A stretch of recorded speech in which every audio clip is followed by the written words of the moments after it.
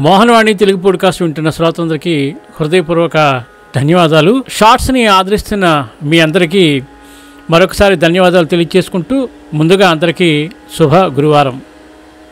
భగవంతుడే మనకు సర్వాధికారి. ఇతరులు ఎవరూ కూడా మనల్ని కాపాడలేరు. భగవంతుని యొక్క మార్గం చాలా సామాన్యంగా ఉంటుంది, చాలా మిక్కిలి విలువైంది, అలాగే కనుగొన వీలు లేనిది.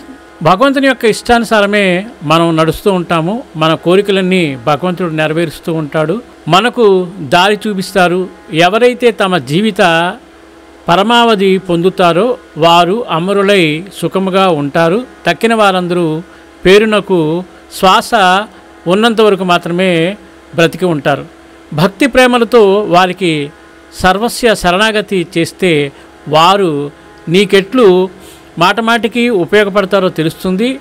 ఎవరైతే భగవంతుని పూర్తిగా నమ్ముతారో, వారి లీలలను వింటారో, ఇతరులకు చెప్పుతారో, ఇతర విషయాలేమీ ఆలోచించరో వారు తప్పక ఆత్మ సాక్షాత్కారము పొందుతారు.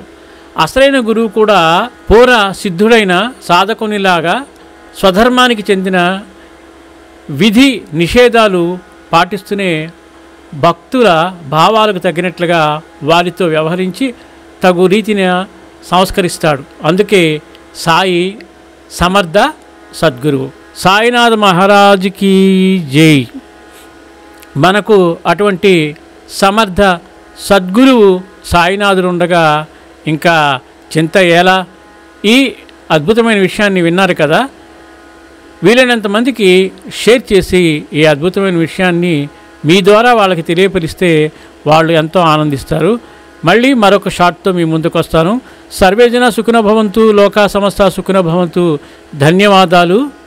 స్వస్తి.